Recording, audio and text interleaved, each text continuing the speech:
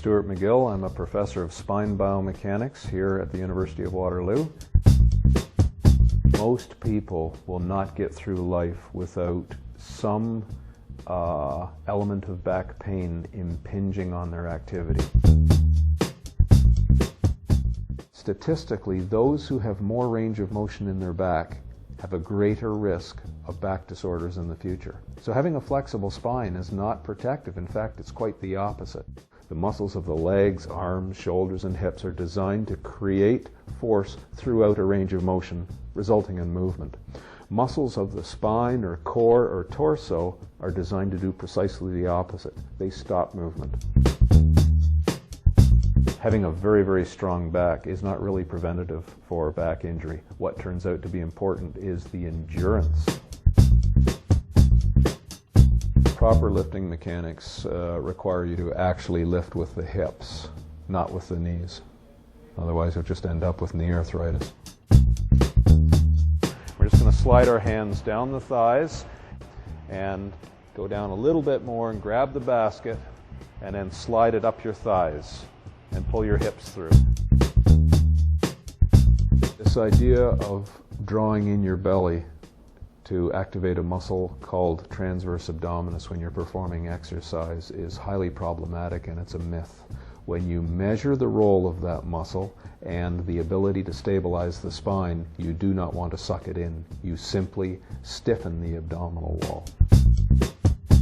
So the stir the pot exercise requires the feet to be quite wide. She's stiffening, controlling through this part of her spine, and now she's just going to swirl her elbows around in circles. We call this exercise stir the pot. We're going to spend time, just flex your spine and extend your spine, finding that neutral position here, which is lowest stress for her back.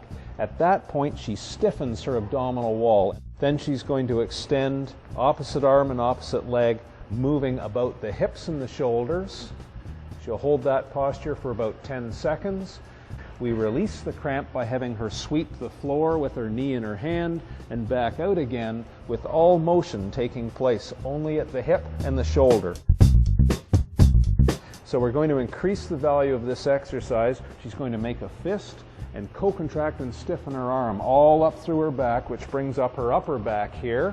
Then she's going to challenge the different neuromuscular compartments in her back by drawing squares. She's going to square, just small squares. Square out, down, across, and up. Out, down, across, and up.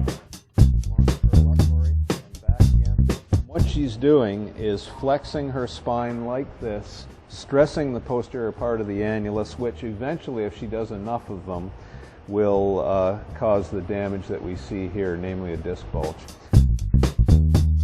We'll shift her to a different style of curl up. She's going to put her hands in the small of her low back to support her low back so it doesn't flatten to the floor. And she'll straighten one leg. And she's just going to curl up, just unweighting her head and shoulders, not too much, just to about there. So the motion is hardly moving at all. Then we'll bring up the elbows, and she's very stiff through this region here. She'll count to 10 and slowly put her head and shoulders back and rest, and then release the contraction through here. Optimal back health doesn't come from doing nothing. It comes from doing the perfect optimized amount, not too much and not too little.